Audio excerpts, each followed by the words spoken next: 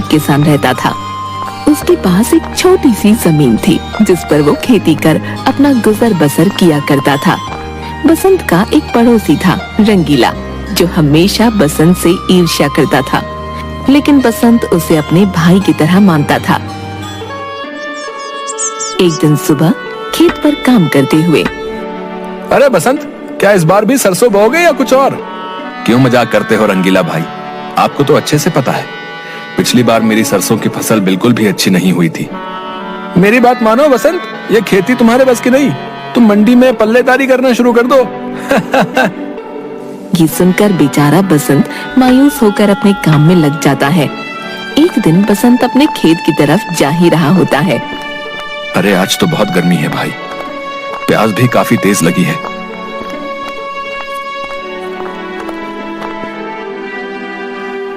अरे वो रहा पानी। बसंत उस मटके में से पानी निकालता है और पीने लगता है। तभी उसे एक आवाज आती है, जो एक बूढ़ी अम्मा की होती है। अरे कोई है यहाँ, मुझे कोई पानी पिला दो, कोई पानी पिला दो। अरे ये किसकी आवाज आ रही है? तभी बसंत थोड़ी दूरी पर चलता है और देखता है कि एक झोपड़ी है जिसके अंदर एक बूढ़ी अम्मा है, जो चारपाई पर लेटी हुई पानी के लिए चिल्ला रही है। बसंत उसके पास जाता है। क्या हुआ अम्मा, तुम ठीक तो हो ना? बोलो अम्मा, मैं तुम्हारी क्या मदद कर सकता हूँ? बेटा, मैं कई दिनों से प्यासी हूँ, मुझे पानी पिला दो। अच्छा अम्मा, मैं अभी तुम्हारे लिए पानी लेकर आता हूँ। जिसके बाद बसंत वहीं उस घड़े के पास जाता है और उस अम्मा के लिए पानी लेकर आता है। ये लो अम्मा, पानी पी लो। बूढ़ी अम्मा वो पानी पीती है। हाँ, तुम्हारा बहुत बहुत धन्यवाद बेटा, मैं बहुत ही बूढ़ी हो चुकी हूँ, अब मुझसे उठा नहीं जाता। मैं कई दिनों की प्यासी थी, तुमने ही मुझे पानी पिलाया है, न जाने अब कब मैं ये संसार त्याग दूं बेटा। लेकिन अम्मा, क्या तुम्हारा कोई नहीं है? नहीं बेटा, मेरा इस दुनिया में कोई नहीं है, लेकिन बेटा क्योंकि तूने मुझे पानी पिलाया है तो मैं तुझे एक राज की बात बताती हूँ। बेटा, तुम्हारे हाथों पानी पी लिया, अब शायद मैं स्वर्ग प्रस्थान कर जाऊं। जाने से पहले तुम्हें एक राज बताती हूँ। मेरे घर के सामने जो नीम का पेड़ है, उसके नीचे एक बहुत पुराना चमत्कारी पिटारा छुपा हुआ है, जो मैं तुम्हें भेंट देना चाहती हूँ। उसका कभी दुरुपयोग मत करना, और कोई इसका दुरुपयोग करे तो इसे यहीं छुपा देना। क्या चमत्कारी पिटारा? अच्छा ठीक है अम्मा, मैं कभी उस चमत्कारी पिटारे का कभी भी अपनी जरूरत से ज्यादा इस्तेमाल नहीं करूंगा और न ही किसी को करने दूंगा। और अभी तो आप और लंबा जियोगे। ठीक है बेटा, अब तुम जाओ और जाकर उस पिटारे को जमीन से निकाल लो। बसंत वहाँ से उस नीम के पेड़ के पास जाता है और उसके पास वाली जमीन खोदने लगता है। तभी उसे मिट्टी में एक लकड़ी का पिटारा दिखता है। अरे अरे, ये वही लकड़ी का चमत्कारी पिटारा है। अम्मा की बात सच हो रही है। तभी वो अपने घर जाता है। अजी, आ गए आप? कब से आपकी राह देख रही थी। और ये क्या ले रखा है जी आपने अपने हाथ में? किसका लकड़ी का पिटारा उठा लाए आप? अरे भाग्यवान, ये एक चमत्कारी पिटारा है। हम जो भी इसमें चीज डालेंगे वो दोगुनी हो जाएगी। ये क्या बोल रहे हैं जी? क्या सच में ऐसा हो सकता है? जी आप यही रुकिए, मैं अभी आती हूँ। थोड़ी देर बाद उसकी पत्नी अपने हाथ में एक मूंगफली का दाना लेकर आती है और उस लकड़ी के पिटारे में वो मूंगफली का दाना डाल देती है कि तभी उस बक्से में बहुत सारी मूंगफली आ जाती हैं। दोनों ये देखकर हैरान हो जाते हैं। देखा तुमने भाग्यवान, ये सच में एक चमत्कारी लकड़ी का पिटारा है। हम इसमें जो भी चीज डालेंगे वो दुगनी हो जाती है। हाँ जी, आप तो सच बोल रहे हैं, ये सच में एक चमत्कारी लकड़ी का पिटारा है। अब बसंत को जो भी चाहिए होता वो उस लकड़ी के पिटारे में डालता और वही उसके सामने बहुत अधिक मात्रा में आ जाता। बसंत अब बहुत खुश था। वो अब अपनी जिंदगी खुशहाली से बिता रहा था, लेकिन बसंत पिटारे का कभी गलत उपयोग नहीं करता था। एक दिन बसंत उस पिटारे के साथ अपनी जमीन पर जाता है जहाँ वो खेती करता है। अरे अभी मेरे गेहूं की फसल होने में तो काफी समय है, लेकिन घर पर तो गेहूं का एक भी दाना नहीं है। ऐसे में मैं आगे क्या करूंगा? थोड़ी देर सोचने के बाद क्यों ना मैं इस पिटारे में एक गेहूं का दाना डाल देता हूं, जिससे ये बहुत सारे हो जाएंगे और इन्हीं से मैं अपना काम चला लूंगा। अरे लेकिन मेरी गेहूं की फसल तो हुई नहीं है, फिर गेहूं का दाना कहां से लाऊं? बसंत थोड़ी दूर चलता है। पास ही उसका एक रंगीला नाम का पड़ोसी था, जो अपने खेत में ही खेती कर रहा था। अरे रंगीला भाई, जरा एक गेहूं का दाना चाहिए तुमसे। अरे भाई, बस एक गेहूं के दाने का भला तुम क्या करोगे? खैर, ये लो एक गेहूं का दाना। और रंगीला उसे अपनी गेहूं की फसल में से एक गेहूं का दाना तोड़ कर दे देता है।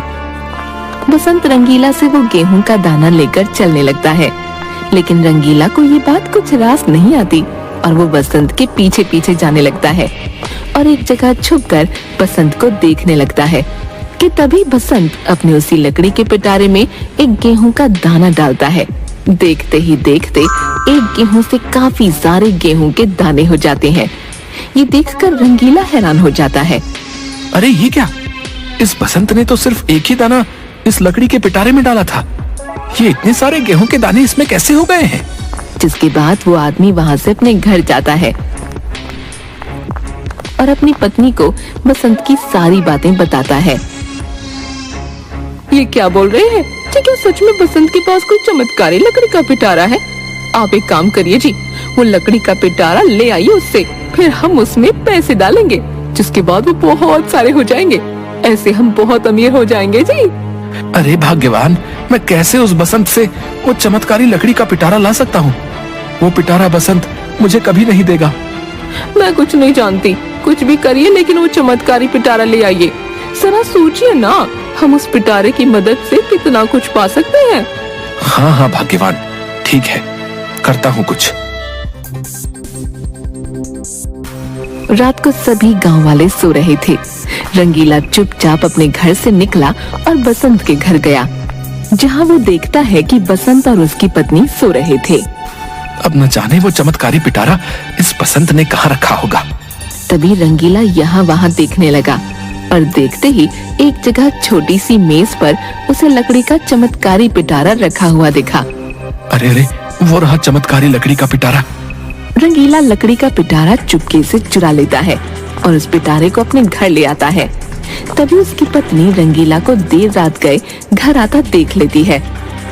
इतनी रात गए कहाँ गए थे? और ये क्या है आपके जी हाथ में? कहीं वही चमत्कारी पिटारा तो नहीं है? हाँ हाँ भाग्यवान, देखा, ले आया हूँ मैं ये चमत्कारी लकड़ी का पिटारा। तभी रंगीला उसमें एक 10 रुपए का नोट डालता है। जैसे ही वो नोट उसमें डालता है, देखते ही देखते पिटारे में बहुत सारे नोट हो जाते हैं। अरे देखिए जी, कितने सारे पैसे हो गए हमारे पास। अब तो हम इस गांव में सबसे अमीर हो जाएंगे। हाय, अब कोई भी इस गांव में हमसे ऊंची आवाज में बात नहीं कर पाएगा और अब आपको पूरा दिन गधों की तरह खेत में मेहनत करने की भी जरूरत नहीं होगी। अब तो मैं इन पैसों से बहुत सारे गहने लूंगी। हाय रे, अब हमारे पास कितने सारे पैसे होंगे।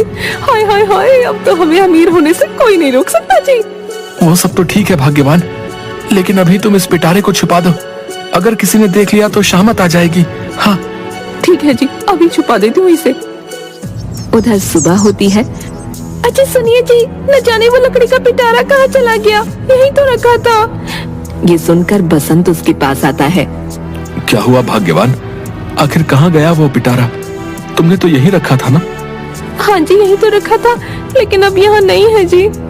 हे भगवान, न जाने वो पिटारा यहाँ से कौन चोरी करके ले गया। बस जो भी ले गया है वो उस चमत्कारी पिटारे का दुरुपयोग ना करे। दोनों बहुत दुखी हो जाते हैं। उधर रंगीला और उसकी पत्नी रोज अब उस पिटारे में एक नोट डालते, जिसके बाद बहुत सारे नोट हो जाते और उन्हें एक बोरी में रख लेते। सुनिए जी, जब तक हमारे पास बहुत सारे पैसे इस चमत्कारी पिटारे से इकट्ठा नहीं होते, तब तक हम किसी को भी पता नहीं लगने देंगे कि ये पिटारा हमारे पास है। हम इससे पहले बहुत सारे नोट जोड़ लेते हैं। देखते ही देखते वो पैसों से एक बोरी भरना शुरू कर देते हैं। चलिए जी, अब हम बोरी को अंदर कमरे में छुपा देते हैं। हाँ हाँ भाग्यवान, तुम सही बोल रही हो। चलो इसे अंदर कमरे में छुपा देते हैं। जिसके बाद दोनों अपनी नोटों से भरी बोरी एक कमरे में छुपा देते हैं। अगले दिन बसंत अपने खेत में जा रहा होता है। तभी उसे रास्ते में रंगीला मिलता है। और भाई बसंत, कहाँ जा रहे हो? अरे बड़े उदास नजर आ रहे हो, सब ठीक तो है ना? हाँ भाई सब ठीक है। तुम बताओ तुम्हारी फसल कैसी रही? इस बार तो और भी ज्यादा अच्छी हुई होगी। फसल? कैसी फसल भाई, अब मुझे फसल वसल बोने की कोई जरूरत नहीं है, समझे भाई? क्यों जरूरत नहीं है भाई? अरे ये क्या बोल दिया मैंने, कहीं इस बसंत को मुझ पर संदेह ना हो जाए। अरे नहीं नहीं, मैं तो ऐसे ही मजाक में बोल रहा था। जरूरत क्यों नहीं होगी भाई, बिल्कुल होगी। वही तो इकलौता सहारा है हमारा। आखिर एक एक पैसा तो फसल की बुआई से ही आता है अपने पास, है ना? अच्छा बसंत, अब मैं चलता हूँ, है? जिसके बाद रंगीला वहाँ से चला जाता है, लेकिन बसंत को उसकी बातें कुछ रास नहीं आती। आखिर इस रंगीला ने ऐसा क्यों बोला कि उसे अब फसल की कोई जरूरत नहीं है? कहीं इसी ने तो वो चमत्कारी पिटारा नहीं चुराया? हे भगवान, अगर इसी ने वो पिटारा चुराया होगा तो ये जरूर उसका गलत इस्तेमाल करेगा। अब मैं क्या करूं? मुझे वो पिटारा जमीन से निकालना ही नहीं चाहिए था। बसंत बहुत सोच में पड़ जाता है। तभी बसंत रंगीला के घर जाता है। तभी रंगीला बसंत को देखकर थोड़ा चौंक जाता है। अरे अरे बसंत भाई, कैसे आना हुआ तुम्हारा? सब ठीक तो है ना? अरे हाँ हाँ भाई, सब ठीक है। मैं यहाँ से गुजर रहा था तो सोचा तुमसे मिलता चलूं भैया। अच्छा, मुझसे मिलने आए हो? अच्छा कोई बात नहीं भैया, आओ आओ, बैठो बैठो। बसंत वहीं एक चारपाई पर बैठ जाता है। अरे भाई जरा एक गिलास पानी तो पिलाना। हाँ हाँ भाई, क्यों नहीं, अभी लाता हूँ। रंगीला जैसे ही अंदर जाता है, तभी बसंत इधर उधर देखता है। उसे एक बंद कमरा दिखता है। बसंत उस कमरे के पास जाता है और उसकी खिड़की से झांक कर देखता है। अंदर उसे चमत्कारी पिटारा दिखता है कि देखकर बसंत चौंक जाता है। अरे इसका मतलब इस रंगीला ने ही मेरे घर से चमत्कारी पिटारा चुराया है। तभी ये रंगीला बोल रहा था कि अब इसे खेती करने की कोई जरूरत नहीं है। हे भगवान, ये जरूर इस चमत्कारी पिटारे का दुरुपयोग करेगा। मुझे यहाँ से ये पिटारा ले जाना होगा और वापस उसी नीम के पेड़ की जमीन के नीचे छुपाना होगा। तभी बसंत वहाँ से चला जाता है और रात को वापस रंगीला के घर जाकर वो पिटारा चुरा लेता है। बूढ़ी अम्मा ने कहा था कि इस चमत्कारी पिटारे का दुरुपयोग नहीं होना चाहिए, इसलिए अब मैं इसे वापस वहीं दफना दूंगा। बसंत उसी जगह में जाकर फिर से मिट्टी के अंदर उस चमत्कारी पिटारे को छुपा देता है। उधर सुबह होती है। रंगीला देखता है कि जिस कमरे में उसने पिटारा रखा था वो वहाँ पर नहीं था। अरे अरे, कहाँ गया वो पिटारा? आखिर कहाँ गया वो पिटारा? हे भगवान, पिटारा तो यहीं रखा था, कहाँ चला गया? क्या हो गया जी, क्यों चिल्ला रहे हो? अरे भाग्यवान, वो पिटारा नहीं मिल रहा है। लगता है कोई उसे यहाँ से ले गया है। ये क्या बोल रहे हो आप? हाय रे, हे भगवान, अब हम और पैसे नहीं इकट्ठा कर पाएंगे। अब तो पिटारा चला गया जी।